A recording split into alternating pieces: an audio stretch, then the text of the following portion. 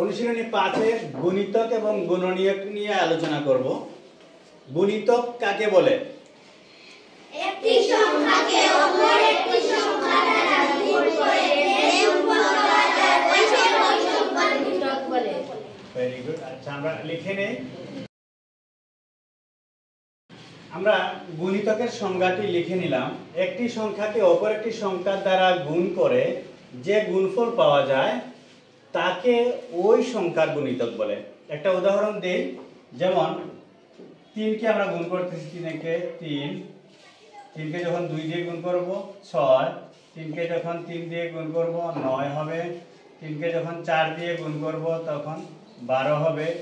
এইভাবে আমরা এখানে দেখো 3 কে আমরা বারবার গুণ করছি, 1 দিয়ে গুণ করে একটা গুণফল পাইছি, 2 দিয়ে গুণ করে আরেকটা গুণফল পাইছি, এরকম প্রত্যেকবার এক একটা সংখ্যা দিয়ে গুণ করে এক একটা গুণফল পাইছি না আমরা?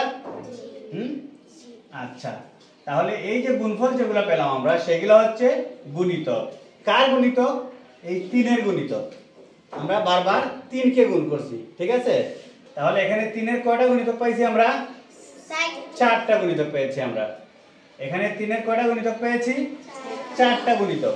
এখন যদি তো প্রশ্ন আসে যে 3 এর প্রথম 4টি গুণিতক নির্ণয় করো, প্রশ্ন এরকম আসবে, পরীক্ষা ছোট প্রশ্ন যে 3 এর প্রথম 4টি গুণিতক, তাহলে আমরা 3 কে 1 2 3 4 দিয়ে গুণ করে যে গুণফল পাবো সেগুলোই হবে 3 এর প্রথম 4টি গুণিতক, ঠিক আছে? তাহলে এই গুণিতকের সংখ্যা থেকে আমরা আরেকটা প্রশ্ন পেয়ে গেলাম যে 3 এর প্রথম 4টি গুণিতক বা 5 এর প্রথম 4টি গুণিতক। প্রশ্ন আসলো 5 এর প্রথম 4টি গুণিতক, তখন আমরা কি করব? 5 কে 1 দিয়ে 2 দিয়ে 3 দিয়ে 4 দিয়ে গুণ করে যে গুণফল পাবো সেগুলোই হবে কি? 5 এর প্রথম 4টি গুণিতক, ঠিক আছে? এখানে 3 6 9 12 হচ্ছে 3 এর গুণিতক। তাহলে এবার গুণিতক কি বা কিভাবে গুণিতক বের করতে হয় সবাই বুঝছো? এখন খাতায় ওঠাও সবাই। এবার গুণনীয়ক কাকে বলে? তোমরা কি বলতে পারো গুণনীয়ক কাকে বলে? বলো তো।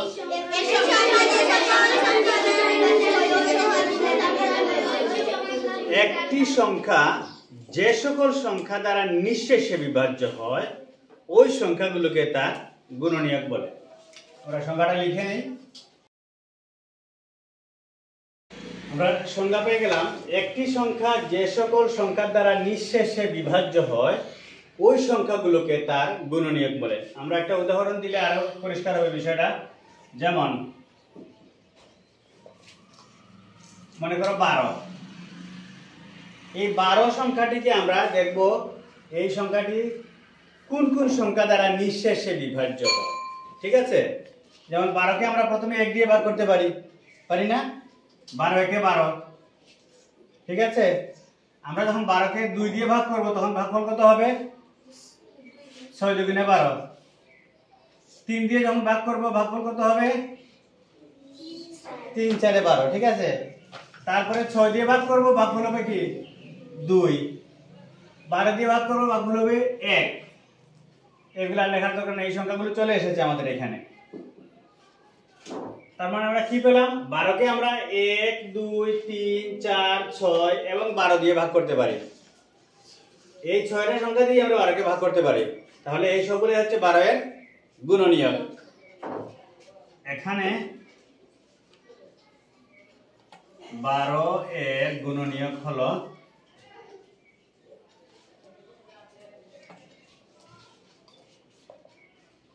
1 2 3 4 6 12। তাহলে বোঝা গেছে সংখ্যার সাথে মিল আছে কিনা দেখো তো। একটি সংখ্যা বলতে কি? 12।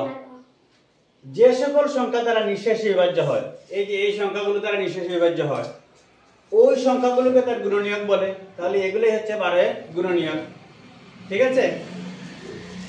খাতা ওটা